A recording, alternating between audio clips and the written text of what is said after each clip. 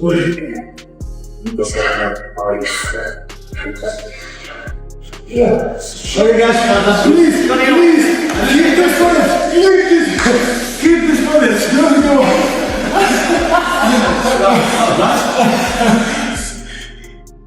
No heavyweight moves like him. No one moves like him. He moves like a 185er. It's crazy. It's nuts. With that kind of explosive and that power, it's crazy. Crazy speed for Joe Rogan reacted to Tom Aspinall's newly leaked sparring footage. It sent the MMA world into a frenzy. Tom is back in training, back in the gym, and from what fans are glimpsing behind closed doors, this isn't the same. Calm, patient, and respectful heavyweight we've grown accustomed to over the past year. Well, Dana White saying Tom didn't continue. Tom didn't want to continue in the fight, so. And then also, who gives it to eye pokes? Who gives it? Well, listen, I didn't continue. I'll tell you why I didn't continue. Because I'm not a dummy. Like, I'm not going to go out there and fight one of the best strikers in the world if I can't see. I know, as an MMA fighter, look, things are going to happen in the fight that compromise you. Go back and watch my fight with Arlovski. The end of the first round, he punched me right in the eyeball.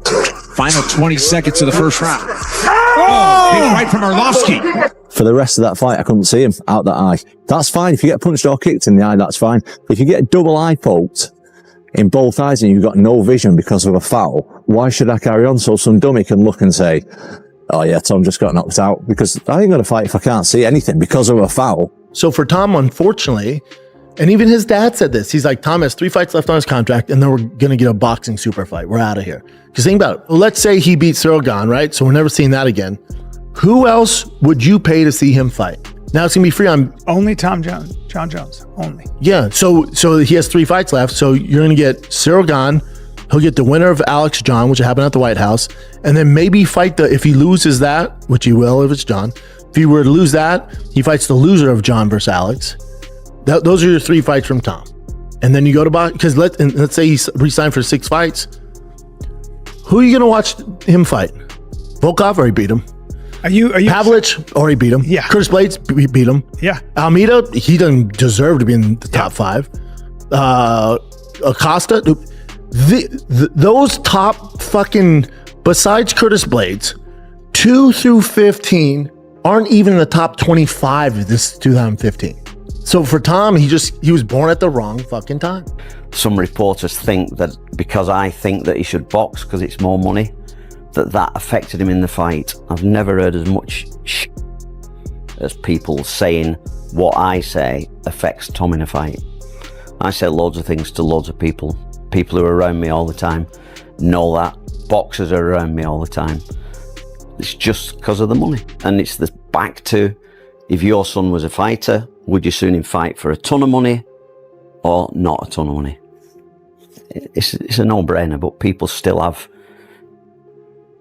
a narrative of what a fight is. Does Tom want to go into the boxing world and maybe fight a Tyson Fury, maybe fight a Deontay Wilder? I don't know if he does, but I think if you get into that top percentage of the sport, the UFC do not pay anywhere near as much as the boxing does. And I know, being around Tom every day, that when he spars good boxers, he spars good. So I think he'd do really well against a real high-class boxer. With Zuffa boxing under Dana White's leadership, do you think there could be an eventual crossover where you get a massive super fight that could be on a Netflix? It doesn't depend on me, that depends on Dana White, but I think Tom has the ability, because I've seen him box at the highest level against some real good guys, that he could. Joe Rogan reacted to Tom Aspinall's leaked sparring footage, and the MMA world is buzzing. Back in the gym and fueled by frustration and unfinished business, Aspinall shows faster entries, heavier combos, and zero hesitation. This isn't just a comeback, it's a statement. Everyone agrees. This version of Aspinall looks dangerous. Aspinall, the guy who just won the interim title, he's phenomenal. And he is, again, the next advancement of the evolution of the sport. How so? Well, because he can do everything. That guy's got elite jiu-jitsu. He's got elite takedowns. His striking is outstanding. I mean, he knocked out Sergey, who's the scariest fucking striker in all of MMA. Yeah. And he knocked him out in the first round. And the way he did it was just picture perfect. And he did it with a fucked up back.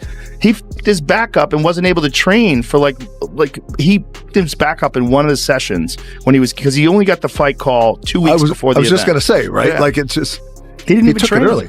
He didn't even train. He couldn't train. He couldn't train. He couldn't train. So he just went out there and fought. He just said, let my back heal up. I'm fit enough. Yeah. I'm in shape enough. I'll do whatever I can do in training, but he couldn't wrestle. Yeah. He couldn't do much sparring. His back was fucked up. So he had to kind of let it heal as much as it could in like 10 days and then go out and fight the scariest guy in the sport. Ever. Yeah. Crazy. Did you call that? Yeah. I knew you called it, but did you call, did you no, I had no idea. Both of those main events, I had no idea. It was like, you couldn't, Sergey could connect on anybody and put them to sleep. He just knocked out Derek Lewis in one round. He knocked out Tai Tuivasa in one round. Yes. He was a monster. And so you watch Sergey and you go, I don't know.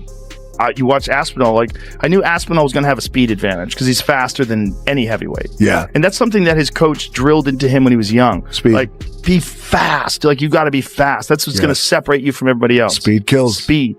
Yeah. And he's a giant dude, 260 plus pounds, but he moves like a fast young guy. Yeah. Like a light guy.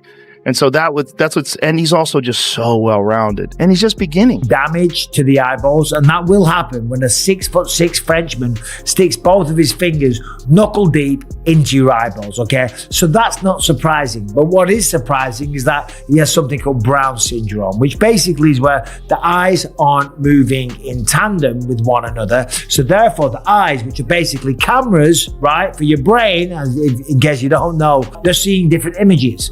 And when you see different images, you see double, or maybe sometimes the brain cuts out one of the images so that it doesn't get confusing and you don't get headaches and stuff like that. And then, of course, when you're only seeing through one eye, you have problems with depth perception. So, of course, he's been advised that he can't fight yet. Now, that's a real shame because Tom should want to get back in there ASAP. He does want to get back in there ASAP. Remember, he said on this video, he spent 6 months training for this fight. You train your ass off for 6 months for a fight, then to get double eye poked, to be left with no vision for nearly 6 weeks. How do you think I feel? Not feeling fantastic ever. It's the first real undisputed heavyweight title match that he was a part of, and he got robbed of it in one round through no fault of his own. Now, in the video that he put out there, he said that Ciryl Gane did this on purpose, and he highlighted a few areas where the fingers were kind of outstretched, and yes, he was poked in the eye before, and then he had the double eye poke. So he said that Ciryl Gane did this on purpose. The whole plan was to try and,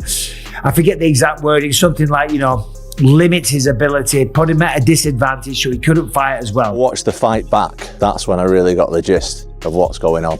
The guy was trying to poke my eyes out all the way through that round. Now, obviously, Tom's the one living through this. It makes sense when you consider what led us here. A stalled division, months of waiting, and the endless Jon Jones saga. When Aspinall finally returned, everything erupted. The eye poke, the backlash, the insults, and accusations that he quit.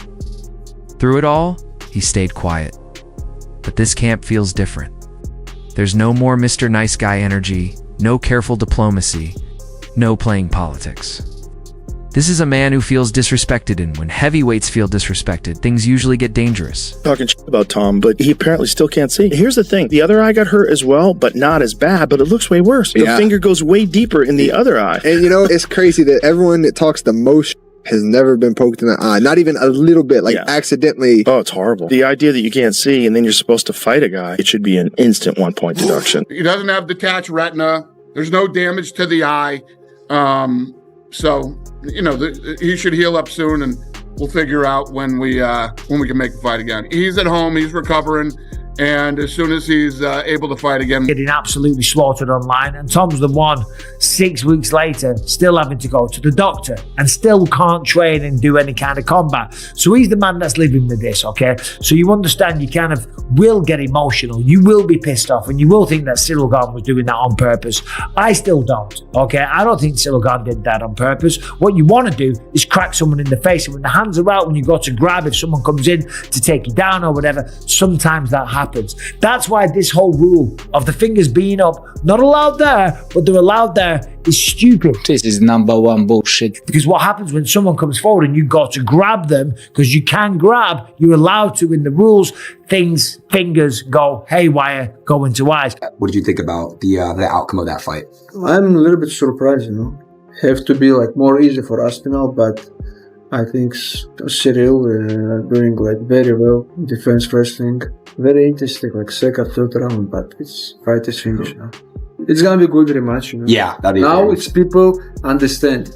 They're both guys in the same level. The rematch is going to be so mad at you. Well, Ciryl Gane has provided an update since he last fought Tom Aspinall and poked his eyes out. The UFC have told him he doesn't have an opponent just yet, but he's still grinding away and he's training over with Tai Tuivasa. And Tom Aspinall responded. Bully Aspinall makes an appearance and he said, no, there's not a date yet. I'm not medically cleared to fight and have to have surgery thanks to your disgusting fingernails. I'll be back soon to smash your face in. You cheat. But I love this side of Tom. He doesn't give a He's not trying to please the UFC and be a company man. He's just saying you to everyone. And this makes me excited for the eventual matchup. But what's more concerning for me is he's having surgery. Like, I feel like that's kind of news. It's a very serious injury, but he's not ruling out. Coming over all of this is one name, Ciryl Gane. A rematch that already had tension now has real heat. The first fight left questions, not about skill, but about circumstance, and Aspinall knows it. Everyone knows it. That's why this footage is so significant. It's not just training, it's preparation for revenge. Stylistically, it's terrifying. For the division, Aspinall already had elite speed for a heavyweight, clean boxing, and high-level grappling, but now he fights with intent. He's no longer just touching shots. He's committing to them. Who'd you have? I thought that Ciryl was winning the fight. If there was ever a time for a draw, that was about a draw. Or Ciryl. Stopping that takedown was a huge deal. So now you have a question of kickboxing. And Ciryl was really moving well, but the number one thing that he did was his reactions and his reflexes defensively. Tom throws a punch and Ciryl actually just turns and looks the other way as the punch missed, but he did a number of things. He was covering, he was rolling. Ciryl landed a big shot. Turns out Tom's got one hell of a chin. The fight was a bit of a surprise for Tom and their team. The fight was turning into what was going to look like a long, drawn-out contest. Who do you think was getting the better of it? If we were to take what we had, which is essentially one round, and do that 4 more times, who do you believe? Like a loose fist. It's not hard. That's all that's going to happen. But anyway, so Tom's saying that, and he's getting absolutely slaughtered online. A lot of people are talking shit. Okay, all you've got to do is Google his name, look on Instagram, look on Twitter, and some of the comments are just ridiculous. I'm not going to go through them one by one because, number one, there's just too many of them, right? But most of it is people that have never fought a day in their life. They don't understand, and either they're just fans of John Jones, they're fans of Ciryl Gane, or they're just haters. The world is full of it, certainly online and certainly on Twitter, right? There's a lot of it. There's a lot of out there, and you've just got to ignore that, right, and try and focus on the positive. It's like Happy Gilmore said, harness the good energy, block the bad. Because I always like this with the TV cameras and the people and stuff. Oh yeah, a lot of pressure. You got to rise above it. You got to harness in the good energy, block out the bad. Harness, energy, block, bad. Feel the flow, Happy. Easier said than done, and it's easier to get a thicker skin like I have over the years when you've been in the spotlight for 20 years. Tom's still relatively new to this, and 1 minute is the belle of the ball, the next minute everyone online is talking. Okay, and that's a hard thing to deal with. You got to remember, yeah, he's a big gigantic dude and he's the heavyweight champion of the world, but deep down inside he's still only a human being, and it seems that the entire fan base has turned their back on him and they're talking crap. Okay, so yeah, it doesn't feel good. Like, there's one right here. Tom is the most overrated fighter in UFC history. It's just absolutely laughable. This guy is becoming an embarrassment. Bro's going out so sad. He's lucky he doesn't have to fight me. I mean, that one. Imagine fight night. Fans aren't just focused on Ciryl Gane anymore. They're talking about what comes next. If Aspinall gets through Gane, and especially if he does it violently, the entire heavyweight division could shift overnight. Suddenly, the title picture becomes unavoidable, with no room to stall, delay, or hide behind politics. This version of Tom Aspinall doesn't feel like someone waiting for permission. He feels like someone coming to take it. Joe Rogan has often said that heavyweight MMA changes fast, and moments like this are usually turning points. One camp, one mindset shift, one fighter arriving angrier and more dangerous than before. If this is truly that version of Aspinall, the division may be in serious trouble.